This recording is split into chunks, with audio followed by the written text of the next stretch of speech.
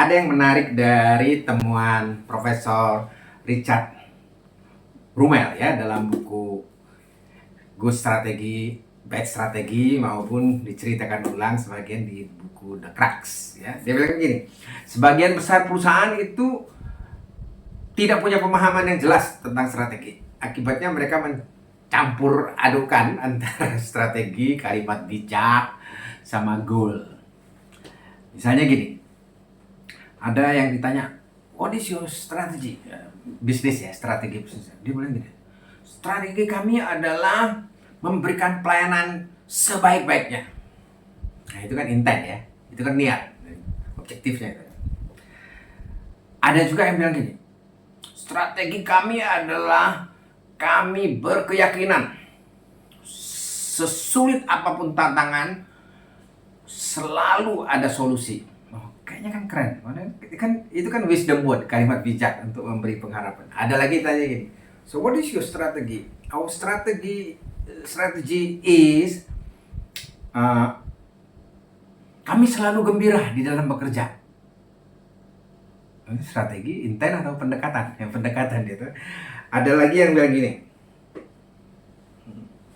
strategi kami adalah kami menyadari bahwa pada saat menghadapi hambatan, ya, selama kita tidak menyerah dan terus saja maju, maka suatu hari kita akan menemui hasil.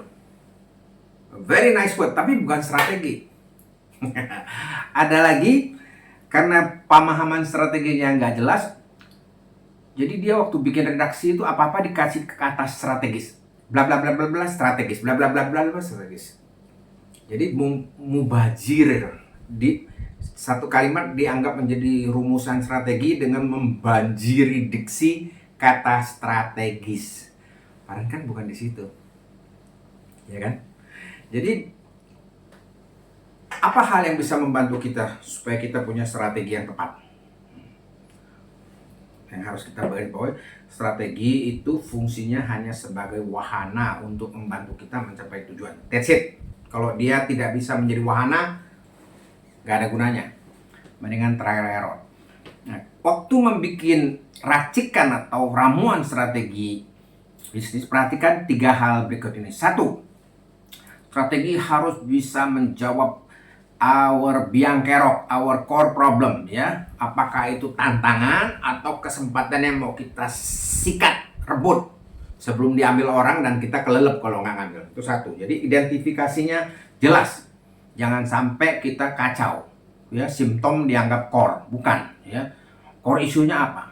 Tantangan utamanya apa? Atau opportunity-nya apa? Itu 1. Nomor 2, strategi yang hebat dia harus bisa mengerahkan semua tenaga, upaya, sumber daya dari lintas departemen. Jadi mobilize all resource, pengalamannya, jaringannya, kenalannya, modalnya, human capitalnya, ya toh, kemampuan tekniknya, whatever it is, memobilisasinya sehingga semua bergerak menuju satu titik. Ada kata bergerak menuju satu titik, bukan bergerak ke sana ke sini. Satu titik artinya ada konvergensi, ada titik fokus.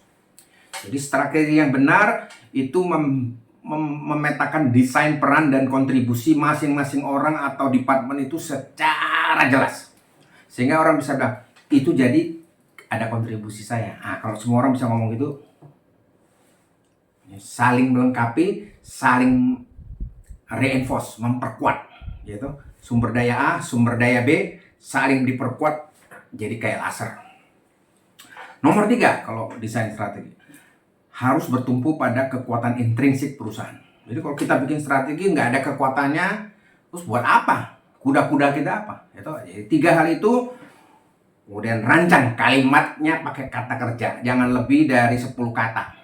Strategi kami adalah menyerbu pasar urban customer ya, atau dengan kuliner bercita rasa internasional, atau lebih tepat lagi misalnya ya bercita rasa import. Nah, berarti kita mainnya itu menyerbu pasar kuliner generasi muda yang global preference dengan makanan impor. Itu kan jelas, ya kan?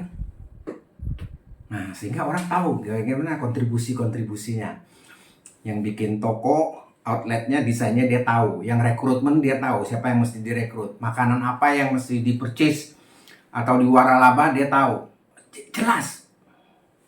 Oke, selamat mencoba. Saya Hendrik Lim, Happy Strategy.